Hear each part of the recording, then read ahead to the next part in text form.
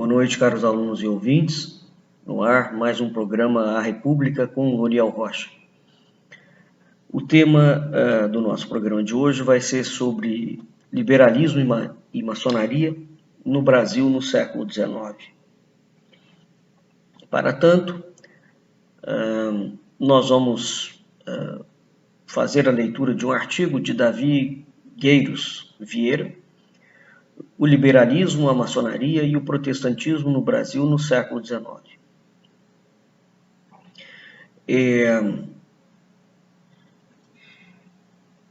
Há uma conexão direta entre o liberalismo e a maçonaria. O liberalismo não é meramente ou tão somente uma perspectiva que define um espectro político ou um espectro econômico. A própria história da maçonaria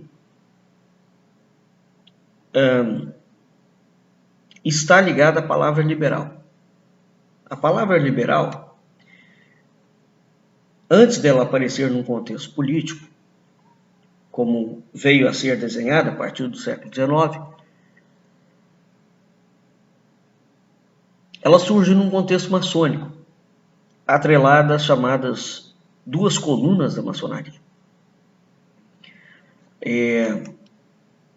Exatamente no domingo, dia 16 de outubro, agora de 2022,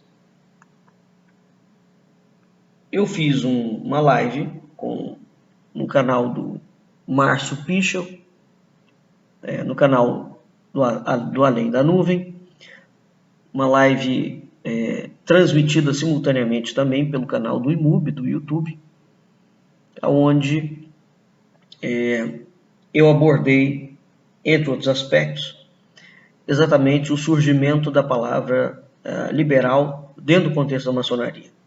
Quem tiver maior interesse, eu sugiro, portanto, assistir o início da live. Eu levei mais ou menos 1 hora e pouco para descrever esse surgimento, na live. Bem, existe uma confusão, portanto, com relação a esse tema. O termo liberal, no que se refere ao Brasil do século XIX, ele tanto define a ideologia quanto um partido político chamado liberal. Mas esse termo já existia dentro da maçonaria.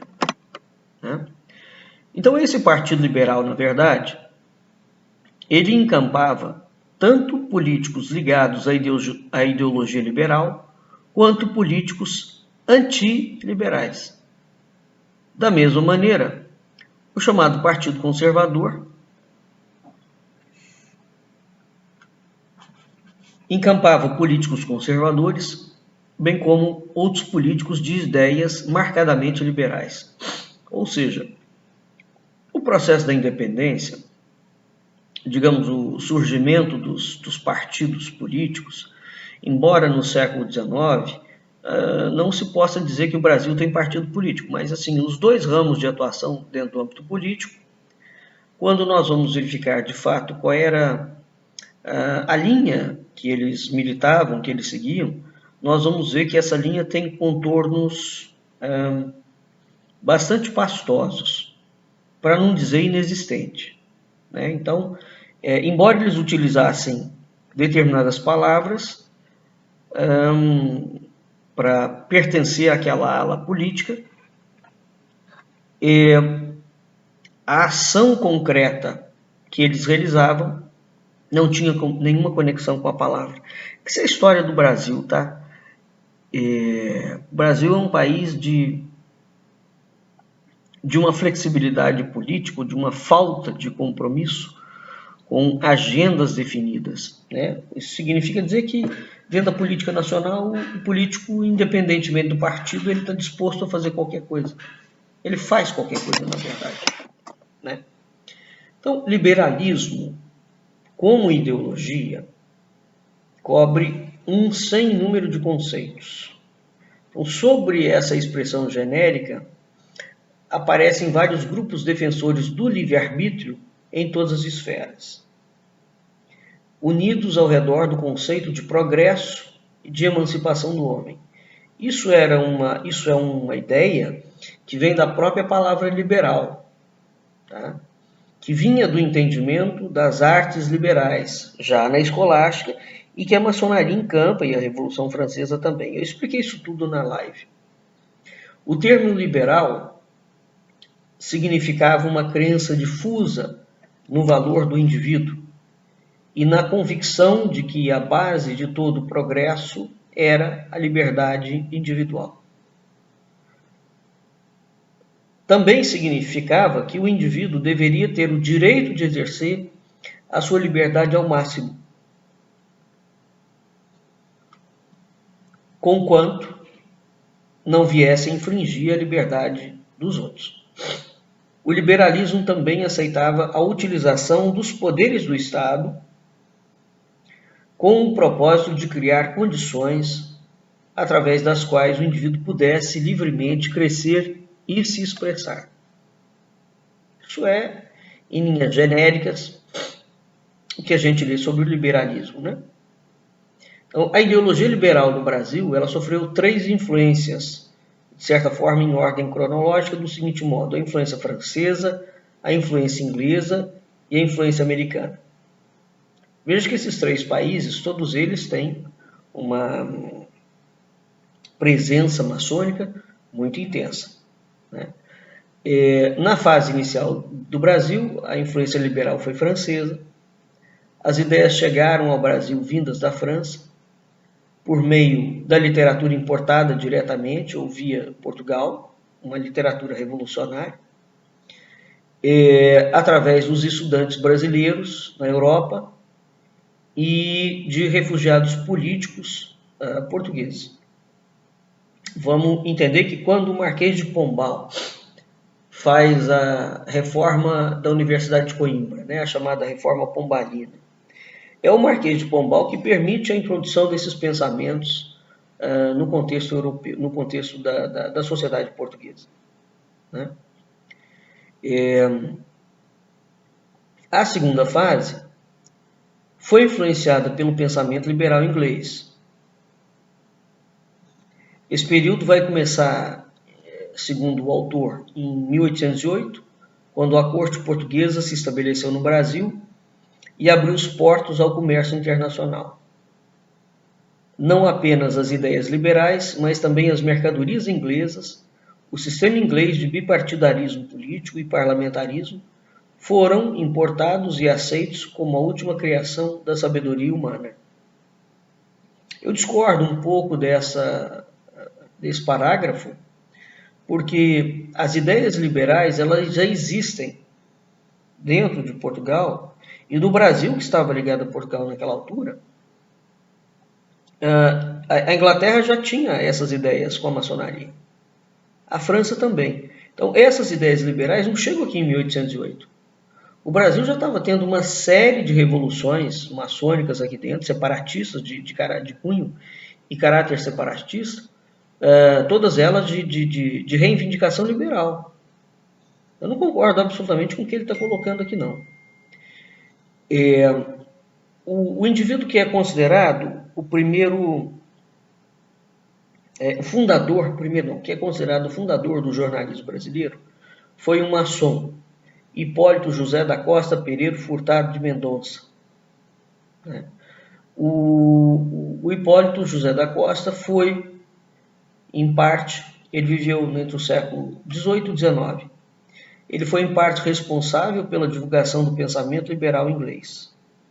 Ele era liberal e era maçom. Liberal e maçom é uma coisa que você praticamente não distingue, tá? O Hipólito foi protegido do Duque de Sussex e fundou em Londres um jornal de língua portuguesa denominado Correio Brasiliense, que durante 15 anos seguidos, portanto de 1808 a 1823, ele bombardeou o Brasil com ideias novas, né? Ideias liberais e maçônicas, vindas diretamente da Inglaterra. onde eram colocados a discussão de métodos agrícolas, a descrição de novas e maravilhosas máquinas de invenção inglesa, conceitos científicos, conceitos econômicos, conceitos políticos e conceitos filosóficos, todos da Grã-Bretanha. Então, ele tensionava exportar esses conceitos para o Brasil, né? E é preciso entender que o liberalismo, naquela altura, ou pelo menos os ventos liberais, os ventos da suposta liberdade, que não era muito explicado o que era aquilo, foi facilmente importado e assimilado pelos intelectuais brasileiros, né? Mas não, repito, não em 1808. Esses ventos do liberalismo maçônico já estavam presentes no Brasil, né? Antecedendo o movimento da independência, nós temos uma série de movimentos, como a Revolução Pernambucana, como a Inconfidência, como a Revolução Baiana, como a Confederação do Equador, enfim.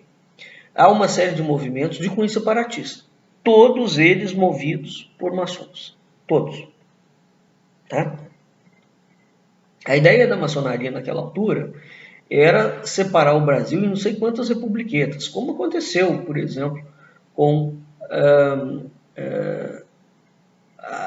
a Espanha, quando perde o seu território nas Américas, né? Você cria uma quantidade de estados espanhóis ali muito grande.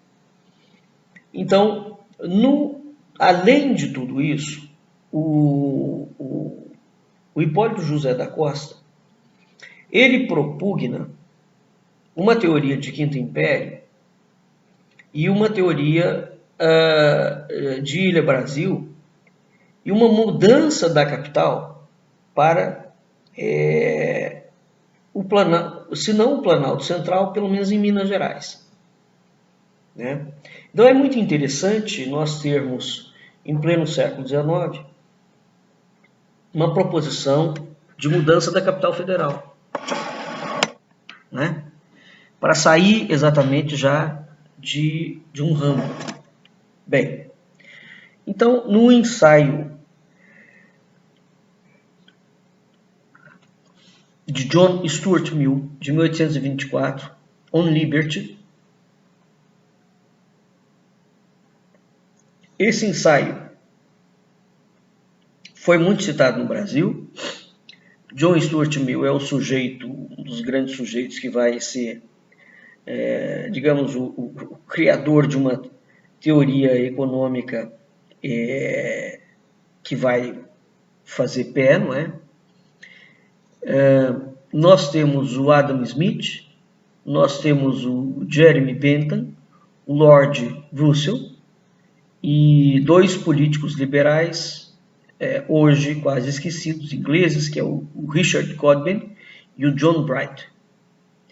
Todos eles fizeram sentir a sua influência no Brasil. A terceira fase da influência liberal, que é chamada americana, começou a ocorrer a partir da chegada ao Rio de Janeiro do capelão de marítimos, o reverendo James Fletcher, que era um presbiteriano, que faria amizade com o imperador Dom Pedro II e com um grande número de intelectuais brasileiros, a quem ele forneceria livros e artigos de liberais ingleses e americanos, e cuja influência se fez sentir muito bem nos pronunciamentos, nos ensaios de discurso, por exemplo, o deputado Aureliano Cândido Tavares Bastos, né? Bem, lembrando que a Igreja Presbiteriana, ela tem uma ligação muito forte com a origem da maçonaria.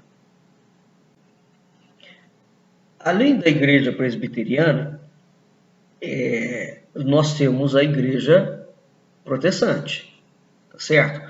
Só aqui fazer um parênteses para a gente entender alguma coisa desses bastidores da história, não é? O Lutero, que abre uma frente de combate à Igreja Católica, jamais teria alcançado os seus objetivos, portanto, feito a chamada Reforma Protestante, se ele não tivesse tido o apoio de ordens iniciáticas da época, né? E tampouco pegado carona na embalada do Iluminismo. O Iluminismo foi um movimento muito sério, revolucionário, que se alastrou pela Europa inteira, cooptando príncipes, intelectuais, filósofos, pensadores, burgueses, religiosos, enfim, maçons, né? O Lutero teria sido condenado pela Inquisição, né? E por que a situação do Lutero não ficou muito comprometida? Em 1521 ele é acusado de heresia e é condenado pela Inquisição. Assim que isso acontece, ele é procurado pelas tropas leais aos cardeais de Lyon, na França, que era a sede do poder máximo da Igreja Católica. Então, através de Frederico, o sábio, que é uma figura respeitada no seio da maçonaria operativa alemã, ele consegue apoio político, abrigo e se refugia no castelo de Wartburg, em Eisenach, Alemanha. Protegido, a partir de então, pela Alemanha, ele vai fazer a sua tradução do Antigo Testamento, né? A Igreja Católica tinha o protestantismo. Quando se fala em maçonaria aqui, operativa alemã, evidentemente que a maçonaria nessa época não tinha sido fundada. Mas claramente, a maçonaria que vem depois, ela opera, né, e ela tem esses indivíduos como um grande foco. A razão pela qual a maçonaria lança a mão de vários acontecimentos antecedentes ao seu histórico formativo, eu também expliquei nesse hangout de quase 4 horas. Bom, o protestantismo tem-se como um inimigo voraz da Igreja Católica, né? E você terá também padres que serão maçons e que vão ter aderido ao movimento iluminista. E, portanto, a ideia da reforma protestante. Então, a maçonaria, quando se lança, ela se lança contra a igreja. Eu também já expliquei nesse hangout de quase 4 horas, e não só, em inúmeras outras aulas eu já falei sobre isso. A maçonaria abriga, de certa forma, o que ela vai chamar de diversidade cultural e intelectual, né? Aos olhos da Igreja Católica e da Igreja que está fomentando a Inquisição, na Idade Média, na Idade Moderna, digamos assim, a maçonaria é formada por hereges, né? Então você tem o John Hus, o Lutero, o Calvino, você tem outros protestantes como Henrique VIII, os anglicanos, né, Copérnico, Galileu, Giordano Bruno, e vai por aí afora. O fato é que a reforma protestante e os movimentos revolucionários que vão acontecer a partir do século XVIII, né, que vão eclodir no mundo inteiro, a gente já tem uma estrutura que está, digamos, batendo de frente com a Igreja Católica Latina durante pelo menos uns 200, 300 anos, né? Até o momento em que acontece a ruptura, de fato, desfaz-se o chamado pacto entre o trono e o altar e existe a construção dos estados laicos, né? Bem, em 1526 eclode o movimento dos príncipes e burgueses, que são os defensores da reforma, né? Então a gente tem a reforma protestante. E todo simpatizante dessa reforma seria um protestante. Protestante no sentido daquilo que protesta. Ele é um contestador, né? Ele protesta contra o clero, ele é contra o clero romano. A reforma se alastra pela Europa, né? No século XVI, portanto em 1530, 1540, o Lutero traduz a Bíblia. Ela não era traduzida, somente o povo não lia, não é, a Bíblia, somente o clero. Ela é muito divulgada na Alemanha e depois dessa divulgação, o Lutero morre, né? Então, mas ele morre depois da Bíblia ter sido traduzida e divulgada. E ela está bem divulgada. Então, a Inglaterra, hoje, que é um país de maioria protestante, a Alemanha, também de país protestante, né, se tornam, digamos, grandes arautos desse movimento. Tá claro? No Brasil, os primeiros cultos protestantes, e aqui é uma curiosidade muito interessante, foram realizados dentro de templos maçônicos no Rio de Janeiro, em São Paulo, Bahia, Minas, Pernambuco, Rio Grande do Sul, Paraná, Santa Catarina. Então vai haver uma situação muito curiosa, uma ligação direta entre os cultos protestantes e a maçonaria. Não só no Brasil, no mundo lá fora também, na Europa. O primeiro pastor batista brasileiro, Robert Thomas, foi maçom. E ele foi consagrado ao ministério da palavra num salão de uma loja maçônica em 12 de julho de 1880. A primeira igreja batista estabelecida no Brasil, que foi a 10 de outubro de 1871, foi em Santa Bárbara, São Paulo, com um trabalho muito intenso do pastor e maçom Richard Ratcliffe. Teve um missionário declarado maçom, o Salomão Greensburg, um missionário da Junta de Missões Estrangeiras de Richmond, né, nos Estados Unidos. Foi o fundador em São Fidélis da loja maçônica Auxílio à Virtude.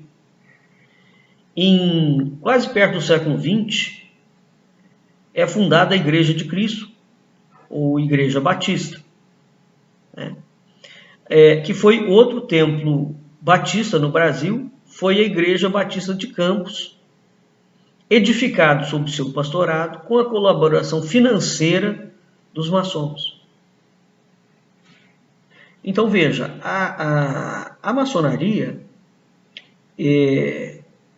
ela tem uma atuação muito intensa, uma ligação, não só uma atuação, uma ligação muito intensa com o protestantismo, e ambos com o liberalismo, porque você tem um tipo de concepção econômica e política do cristianismo romano, né, e bizantino, e você tem um outro tipo de concepção econômica e política do protestantismo, do anglicanismo, do liberalismo e dos evangélicos. Muito sucintamente, o cristianismo latino não admite a usura, o lucro exacerbado, né? Ele tem problema com essa ideia de que Deus é dinheiro. Na visão maçônica, na visão liberal, na visão protestante evangélica, não existe nenhum problema com o dinheiro, né? Então, evidentemente que essas facções que vão combater a Igreja Católica e que vão tirar a Igreja Católica de cenário, né, quando os estados se tornam, quando as monarquias caem, e que vence um poder que é liberal, ou seja, onde o dinheiro passa a ser o novo Deus, é óbvio que essas é óbvio que essas congregações, essas vertentes egressas do cristianismo latino, ou seja, o protestantismo e os evangélicos, eles vão alcançar digamos, uma amostragem, um sucesso muito maior. Sobretudo porque eles não são uma estrutura piramidal também, não é? O cristianismo latino, ele tem um papa. Então ele tem uma estrutura de gestão, digamos, interna daquela fé, daquela igreja, muito engessada, muito fechada. As decisões demoram muito tempo, porque você tem uma cadeia hierárquica, né? As igrejas protestantes, as igrejas presbiterianas, as igrejas evangélicas, elas não têm uma estrutura hierárquica forte. Então o pastor toma decisões com muita facilidade. Isso dá uma agilidade em termos de resposta, sabe? E isso vai fazer uma diferença muito grande. Por outro lado, cada um interpreta a Bíblia ao seu bel prazer. Então você tem que há todo um cenário que favorece essa ideia de um amplo mercado, né? Um outro grande canal, agora voltando aqui ao texto, um outro grande canal de comunicação liberal americano, né, foi o jornal Novo Mundo. Ele foi fundado e redigido por José Carlos Rodrigues, em Nova York. O Rodrigues o Novo Mundo era escrito em português, né, com formato e com estampas belíssimas, com um maquinário altamente avançado na época. E esse Novo Mundo dedicava-se a explicar a política e o liberalismo americano. E a comentar sobre a política brasileira, sempre do ponto de vista liberal. Então, evidentemente, que se você começa a fazer comentários sobre a política de um país, né, trazendo a perspectiva que não existe naquele país, você vai criando um tipo de mentalidade que não é de acordo com a realidade que existe, né? Então, esse jornal Novo Mundo ele foi publicado no reinado de Dom Pedro II. Né? Tinha lá. Então, nós temos no reinado de Dom Pedro II uma série de jornais mesmo, ligados à maçonaria e não só, que estão propagandeando, alardeando enormemente essa ideia de um liberalismo. O liberalismo é a cultura do dinheiro. É a cultura de que o fim justifica os meios. E de que o Estado tem que se render à máxima do dinheiro. Né? Então, a influência de Fletcher e de José Carlos Rodrigues, né, o Rodrigues é o fundador do jornal Novo Mundo, em Nova York. E o Fletcher é o presbiteriano, é o capelão que vai entrar no Brasil. Então a influência de ambos, ligados aos Estados Unidos, vai ser reforçada por uma onda de missionários protestantes, que vai trazer também várias modalidades do protestantismo americano, e vai trazer escolas protestantes americanas. Né? Então, essas instituições, por exemplo, como o Colégio Mackenzie de São Paulo, a Escola Internacional de Campinas, o Colégio Bennett, no Rio de Janeiro, para citar apenas 3, foram algumas escolas de liberalismo e republicanismo, mais à moda americana. Um outro exemplo, que está ligado à Escola Internacional de Campinas, né? Onde a gente encontra os nomes de Manuel Ferraz de Campos Sales, que depois vai ser presidente do Brasil, e também o Francisco de Paula Rodrigues Alves, que também vai ser presidente do Brasil. Então há uma influência liberal americanófila muito pronunciada através de outras escolas protestantes, como a escola americana. O Rio de Janeiro também tem escola americana. No Natal, no Rio Grande do Norte, onde também vai estudar um outro presidente brasileiro, que é o Café Filho.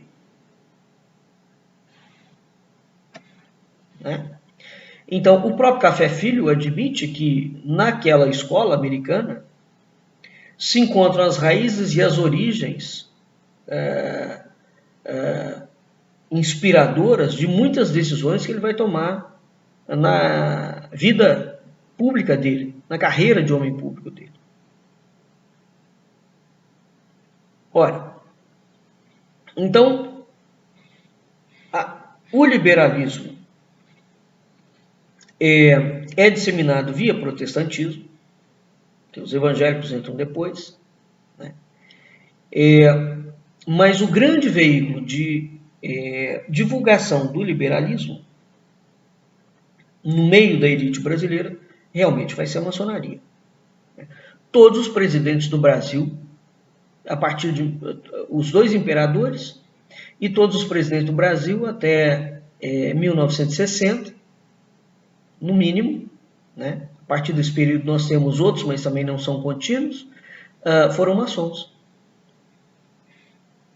Então, é dito que a primeira organização maçônica é atribuído a aparição dela em 1717 em Londres, né? Na época em que em Portugal Dom João V estava inaugurando o Palácio de Mafra, que tinha como que foi construído como um modelo, uma réplica da Celeste Jerusalém, né? Então, no século XVIII, a gente tem, nós vamos ter pouco tempo depois, os problemas que o Napoleão vai gerar, né? No século XVIII e no século XIX, né? Nós temos a maçonaria, as revoluções liberais, nós temos o iluminismo, nós temos a Revolução Francesa. O século XVIII é um século de muita efervescência na Europa, né? Há muitas convulsões de ordem religiosa, de ordem social, de ordem econômica, de ordem política. Conforme eu falei, em Portugal especificamente, depois do reinado de Dom João V, vem Dom José I, Marquês de Pombal, que é o primeiro ministro dele. O Marquês faz a reforma pombalina, introduz o pensamento liberal maçônico dentro da elite portuguesa, né? Então você tem toda uma geração, uma elite que era formada dentro de Coimbra, que a partir do momento em que o Pombal faz a reforma pombalina, toda aquela gente já é educada a partir daquele momento da reforma pombalina dentro de um pensamento liberal maçônico, né? Apesar disto, a coroa portuguesa nunca foi adepta ou conecta da maçonaria. Nenhum rei português foi maçom. Isso é uma grande diferença da coroa portuguesa, né? Nenhum rei português foi maçom. Não abraçou a maçonaria. Ora, naquela altura, a Inglaterra também passava por uma sequência de convulsões. Vamos lembrar que a Inglaterra estava em pé de guerra também com a sua colônia americana, né? A Nova Inglaterra aqui, né? Então, era um meio de transição e de muita discussão, né? E você tinha estruturas, sociedades secretas, iniciáticas, religiões novas, tudo isso, todos esses modelos e essas cosmovisões de mundo em conflito e brigando todos com a Igreja Católica. Era um modelo, era um momento de transição muito sério. Você tem uma aparição, uma inovação do capitalismo mercantil industrial, um modelo de revolução industrial, onde você começa a destruir os padrões tradicionais da sociedade, né? A própria contemporização anglicana inglesa, né? Porque a Inglaterra criou uma igreja que não era nem católica nem protestante. Então a sociedade inglesa naquela época era caótica, né? Várias sociedades foram fundadas naquele período para melhorar a situação da sociedade britânica, né?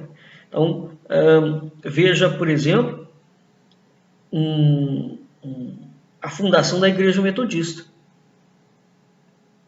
onde a maçonaria dita filosófica, né, vai encampar um tipo de reavivamento religioso conduzido por John Wesley, que vai desembocar na Igreja Metodista. É importante entender essas facções divergentes do catolicismo, porque são essas divisões que vão acolher um pensamento materialista. Não é a Igreja Católica, são as outras dissidências que vão acolher. E acolhem de uma forma bastante intensa o liberalismo, né? Então, a maçonaria vai envolver, vai ter dentro de seus quadros, indivíduos muito importantes. Isaac Newton, por exemplo, é um deles, né? O Montagu e o Wharton são os primeiros grão-mestres dessa maçonaria nova. A gente vai ter também grupos de pastores protestantes, como o Desaguliers, né, que é um refugiado huguenote, e o James Anderson, que é pastor da Igreja Presbiteriana Escocesa. O reverendo Anderson foi um sujeito muito importante, porque foi a ele a quem a grande loja inglesa comissionou para reescrever e atualizar a história da maçonaria e os seus ordenamentos, baseados em manuscritos, né? Então Anderson escreveu aquilo que vai ser chamado a Constituição de Anderson em 1823, um ano depois que o Brasil deu o golpe da independência, né? Então, uma das coisas que a gente vê na Constituição de Anderson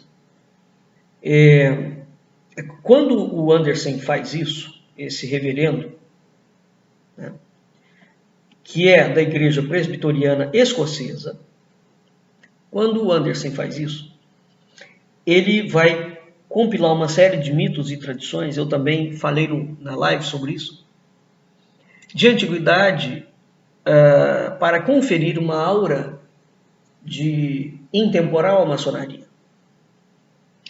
Então eu preciso ler os documentos e ler a Constituição para entender algumas coisas muito interessantes para ela, né? O primeiro ordenamento estabelece o princípio do ecumenismo religioso. Então, evidentemente que, uma vez que você tem um princípio ecumênico, a igreja, evidentemente, vai ser atingida, não é nem no flanco, é no coração. Então, este ordenamento diz que o maçom tem que obedecer à lei moral, né? O maçom não pode ser um ateu, não pode ser um libertino. Ele é obrigado apenas a pertencer à religião que todos os homens possuem, guardando as suas opiniões para si mesmo. Então, o maçom pode ser católico, mas o maçom, sobre a Constituição de Anderson, ele não pode obedecer à igreja. É interessante isso, que aí ele faz uma separação da religião com a igreja, sabe? Os maçons podem ser e devem ser homens probos, honestos, etc. Mas a maçonaria está acima da igreja. A maçonaria vai aceitar, portanto, todos os tipos de indivíduos que tiverem fé diferente. Você pode ser budista, você pode ser católico, você pode ser judeu, você pode ser protestante, você pode ser metodista, você pode ser muçulmano, qualquer um pode entrar, né? Você pode ser até ateu dentro da maçonaria, porque a maçonaria vai se assumir não somente como um campo de ecumenismo, mas ela vai se assumir como a verdadeira igreja. Então, o que existe aqui, de uma forma bastante clara, nessa propositura da Constituição de Anderson, é que a maçonaria começa a dizer que todas as religiões não devem existir. É claro que ela não afirma isso. Isso você extrai do texto, você deduz do texto claramente, né? E o que importa é, de fato, o comportamento do maçom frente à maçonaria. E há textos mais graves, como foi publicado no Brasil, por exemplo, e eu mesmo já fiz programa sobre isso, o chamado Documento de Alta Venda, que foi um dos grandes documentos que foi o responsável pela célebre questão religiosa na época do Segundo Império, né? Porque ele mostra como a maçonaria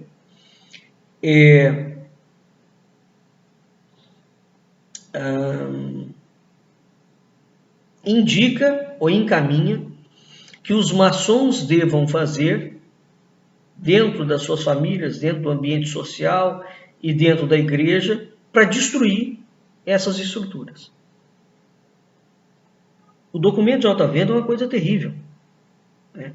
O padre Dom Vital teve uma pendenga enorme, e Dom Pedro ficou do lado da maçonaria. Dom Pedro não ficou do lado da igreja. O segundo, né? E nem o primeiro. Então, essa Constituição de Anderson é publicada em 1823, depois ela é republicada em 1838, a maçonaria está espalhada pela Europa inteira, né? Toma conta dos países católicos. O Papa Clemente XII, na bula em eminente, né, imediatamente condenou a maçonaria, né? Evidentemente que a bula proibiu os católicos de se filiarem ou de ajudarem essas sociedades. Um outro Papa, Benedito XIV, também lança uma bula, reforçando os argumentos do Clemente XII, né, de que tais sociedades e assembleias secretas constituem um grande perigo para a pureza da religião católica. Então, o ecumenismo, ao contrário da ideia que a gente tem hoje de ecumenismo, em que você dialoga com diferentes religiões, esse não era o entendimento de ecumenismo que tinha naquela época, hein? Porque a maçonaria tinha um projeto muito claro de destruição da Igreja Católica. Hoje, quando a gente fala em ecumenismo, o ecumenismo é um diálogo saudável que diferentes frentes religiosas podem ter. Sentar e conversar e dialogar e manter as suas diferenças. Mas uma religião não necessariamente está praticando a aniquilação, a proposta de aniquilação da outra. Então, o ecumenismo maçônico da Constituição de Anderson, né, na verdade, pregava a dissolução da igreja e do modelo de mundo, né? Portanto, é um ecumenismo relativo, tá? E esse próprio ecumenismo maçônico, ele não incluía pessoas de religiões não cristãs, né? Por exemplo, como os judeus. Num primeiro momento, os judeus só vão obter acesso aos quadros maçônicos no final do século XVIII. E foi uma luta muito grande. Ora, então essa Constituição criava uma fraternidade de pessoas de todas as raças, nacionalidades, classes sociais, mas todas elas unidas em prol de um projeto. Dentro da Grande Loja de Londres, por exemplo, você tinha pelo menos 4 nobres titulares, são chamados pares do reino, 5 fidalgos, 5 profissionais de classe média e 5 artesãos, 2 marmorários, 1 carpinteiro, 1 ferreiro e 1 pedreiro. Então você tem uma gremiação revolucionária que está montada para destruir toda a hierarquia social da época, toda a hierarquia religiosa, toda a hierarquia política, toda a hierarquia social, toda a hierarquia cultural, né? Evidentemente que essa revolução não podia ser muito aberta, né? Ela tinha um grande controle da nobreza, né? Mas o objetivo era destruir um sistema. Então, a segunda obrigação da Constituição de Anderson claramente rezava que o maçom era um súdito pacífico dos poderes civis, onde quer que ele residia ou trabalhasse. Isso é uma incongruência, porque é uma balela. Porque a partir do momento que você tem uma obrigação de destruir o sistema no qual você vive, e no outro o maçom é um súdito pacífico dos poderes civis, não havia poderes civis naquela altura. A monarquia era o que vigorava, não é? Então veja a matreirice da Constituição aqui. Porque os poderes civis eles só passam a existir depois da Revolução Francesa, ou seja, quando você começa de fato a criar os estados laicos. Até então, o poder que existe é um poder monárquico ligado à religião. Mas a Constituição já está propugnando outra coisa. Então, a maçonaria é revolucionária nas suas ideias e nas suas ações. Ela faz modificações na sociedade, não são modificações pacíficas, ela é violenta, ela é controlada pela nobreza e pela aristocracia local, o que é, quando você para pensar, uma verdadeira bizarrice, né? Porque ela trabalha contra a própria monarquia. A Inglaterra conseguiu, por exemplo, fazer todo esse processo e manter a monarquia, né? Mas no resto da Europa, aquilo foi uma carnificina, né? Então, os reis ingleses foram os grão-mestres honorários da maçonaria. Ocorreu a mesma coisa na Prússia, ocorreu a mesma coisa na Portugal, né? Em Portugal, quando foi formada a primeira grande loja, o primeiro grão-mestre foi o irmão do Marquês de Pombal, por exemplo, né? Então, na França, onde a maçonaria se tornou revolucionária, e aqui de uma forma bastante radical, ela vai aparecer na corte do monarca inglês exilado Jaime II, né?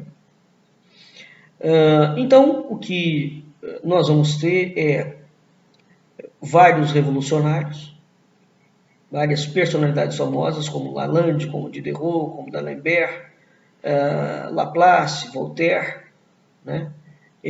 Vários franceses famosos que são maçons. Tá? Bem, com o advento da maçonaria francesa, com o advento da Revolução Francesa, desculpe, a maçonaria francesa, digamos, deu uma recolhida, porque os mestres, os veneráveis mestres das grandes lojas, eram da nobreza. E a nobreza foi guilhotinada, não é? Então os caras estavam conspirando para mudar o poder, e eles próprios, na França especificamente, foram guilhotinados. Emerge desse período de revolução Napoleão. Napoleão. E, evidentemente, que Napoleão e os seus correligionários controlam, também entram na maçonaria, né? Então, a maçonaria é uma organização revolucionária. No Brasil, este caráter revolucionário é negado, né? Em outros lugares também é negado. Então, em Portugal, a maçonaria foi muito perseguida. Dona Maria I perseguiu, Dom João VI perseguiu, né? No Brasil, ela foi acolhida por Dom Pedro I e Dom Pedro II. Então, aqui, a maçonaria, a propaganda maçônica, foi trazida por essas conexões que haviam. A nobreza do Brasil português ia estudar na Europa e trazia, já voltava influenciado por esses pensamentos liberais maçônicos, né? Então, a gente tem inúmeras lojas no Brasil que são filiadas ao Grande Oriente, da França, e nós vamos ter lojas que vão ser filiadas ao Grande Oriente de Portugal e da Inglaterra. Tá? José Bonifácio, Gonçalves Ledo, enfim, todos os indivíduos que são os grandes autores da independência são maçons. O Brasil teve padres maçons, né?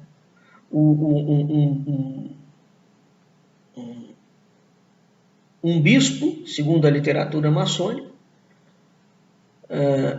José Joaquim da Cunha de Azeredo Coutinho, que era deputado do Santo Ofício de Lisboa, no período pombalino, é bispo de Olinda, e é fundador do seminário daquela diocese, é maçom. Então a maçonaria foi muito bem aceita pelos clérigos do Nordeste, que vão se formar em Olinda, né? Nós vamos ter maçons liberais, nacionalistas, revolucionários, padres, que estiveram presentes nas revoluções de 1817, de 1824, em Pernambuco. Entre eles, a gente tem o cônego Francisco Muniz Tavares, o padre João Ribeiro Pessoa, da Academia do Paraíso, o padre José Inácio de Abreu e Lima, chamado Padre Roma, tem o padre Miguelinha, né? Tem o Frei Joaquim do Amor Divino, o Frei Caneca, que foi executado no Recife, né? Enfim, tem muitos outros. O fato é que no Brasil, portanto, o progresso, a ideia do liberalismo, né, com o progresso material, progresso tecnológico, progresso científico, progresso político, a liberdade do indivíduo, vinha dos países protestantes e vinha também da maçonaria. Tá certo? Evidentemente que a Igreja Católica não conseguiu fazer frente a esses inúmeros, não conseguiu fazer face a essas inúmeras frentes que declararam a Igreja número 1 do progresso nacional. Tá? Então, para que o Brasil pudesse evoluir e crescer, segundo o libelo liberal maçônico, o ideário liberal maçônico, era urgente destruir a Igreja e todo o pensamento monárquico, porque o Brasil era um país subdesenvolvido, porque ele era de formação católica. Então, é importante entender isso, que é um conceito significativo. Fazer parte do catolicismo romano era um atraso de vida. Tinha que ser combatido. Então, todo católico, ele promovia o atraso cultural e civilizacional. Esse era o entendimento. Tá claro? Uma vez que a Europa foi tomada pela maçonaria, é óbvio que a Igreja não deu conta. As monarquias caíram e a Igreja também é atacada de todos os cantos, né? E o Brasil vem nessa esteira. Então, quer dizer, o católico é aquele que torna-se inimigo do progresso. E esse pensamento até hoje ele permanece, né? Quando você pega a visão de um católico, a visão de um evangélico, a visão de um protestante, no que diz respeito à análise econômica, o cristianismo, o catolicismo até hoje tem sérias ressalvas na ideia de usura, que é a proposta central do liberalismo. O mundo é matéria e Deus é dinheiro. Tá claro? Bem, nós vamos ficando por aqui e até a nossa próxima aula.